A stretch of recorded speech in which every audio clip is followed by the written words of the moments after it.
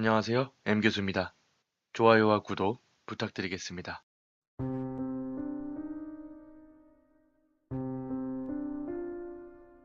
원한설인길 2부.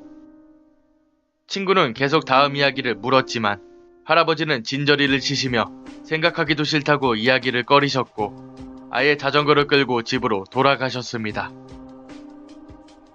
하지만 다행히 그 당시 할아버지와 내기를 했다는 다른 할아버지께 이야기를 이어서 듣게 되었습니다. 그 당시 그 할아버지는 너무나도 놀랐고 정신을 잃었기 때문에 읍내의 병원에 갔다고 합니다. 병원에서는 정신적으로 너무 놀라서 그렇다며 안정을 취하라는 말만 하고 별다른 처방은 하지 않았습니다. 다행히 얼마 지나지 않아 의사의 말처럼 할아버지는 평소의 모습으로 돌아왔다고 합니다.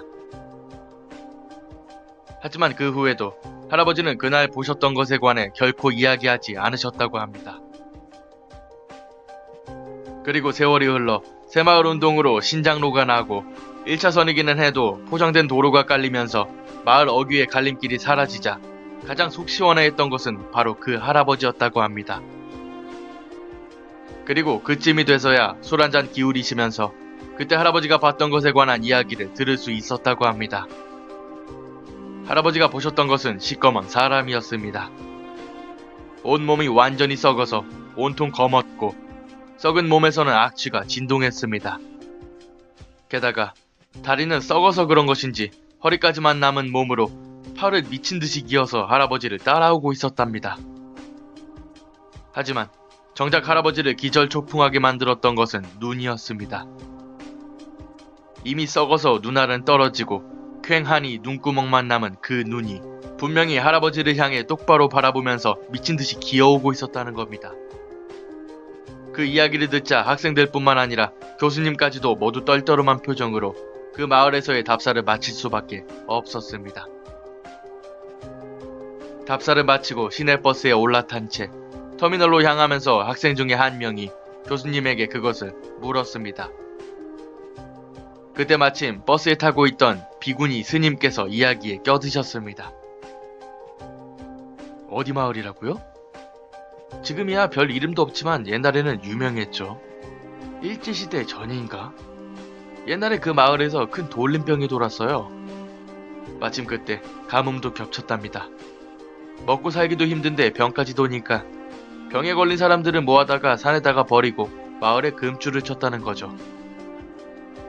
그때 돌아가신 분들의 공양을 스님의 절에서 하고 있기 때문에 그때 이야기는 아직까지도 전해져 내려온다는 것이었습니다. 교수님께서는 이 이야기를 듣자 고개를 끄덕이셨습니다. 그리고 학생들이 무슨 말인지 궁금해하자 교수님께서는 이렇게 말씀하셨습니다.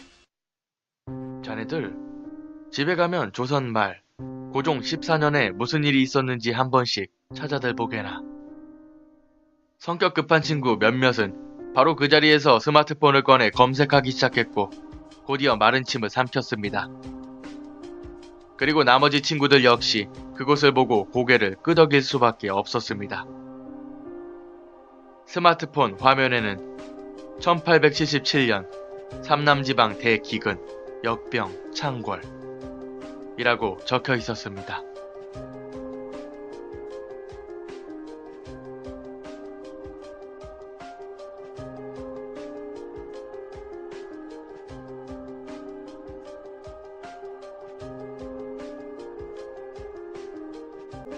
그 당시 그 할아버지는 너무나도 놀랐고 정신을 잃었기 때문에 읍내의 병원에 갔다고 합니다. 병원에서는 정신적으로 너무 놀라서 그렇다며 안정을 취하라는 말만 하고 별다른 처방은 하지 않았습니다. 다행히 얼마 지나지 않아 의사의 말처럼 할아버지는 평소의 모습으로 돌아왔다고 합니다. 하지만 그 후에도 할아버지는 그날 보셨던 것에 관해 결코 이야기하지 않으셨다고 합니다. 그리고 세월이 흘러 새마을운동으로 신장로가 나고 1차선이기는 해도 포장된 도로가 깔리면서 마을 어귀의 갈림길이 사라지자 가장 속 시원해했던 것은 바로 그 할아버지였다고 합니다.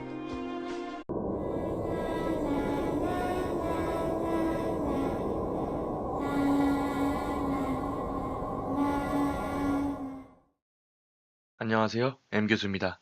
좋아요와 구독 부탁드리겠습니다.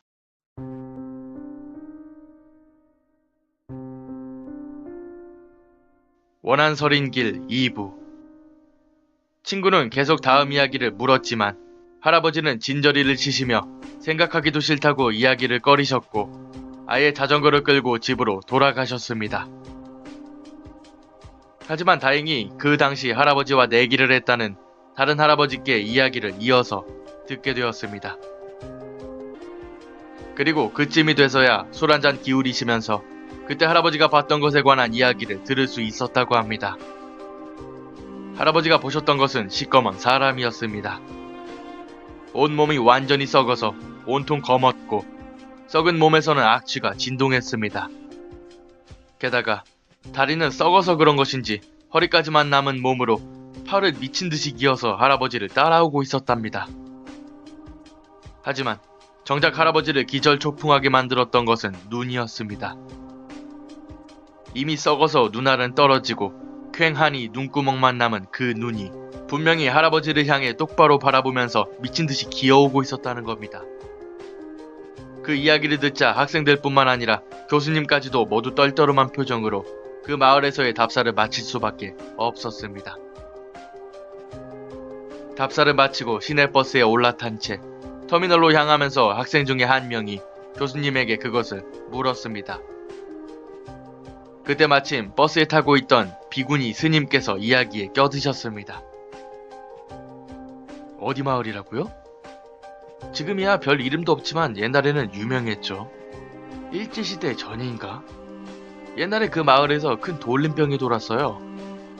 마침 그때 가뭄도 겹쳤답니다. 먹고 살기도 힘든데 병까지 도니까 병에 걸린 사람들은 모아다가 산에다가 버리고 마을에 금줄을 쳤다는 거죠. 그때 돌아가신 분들의 공양을 스님의 절에서 하고 있기 때문에 그때 이야기는 아직까지도 전해져 내려온다는 것이었습니다.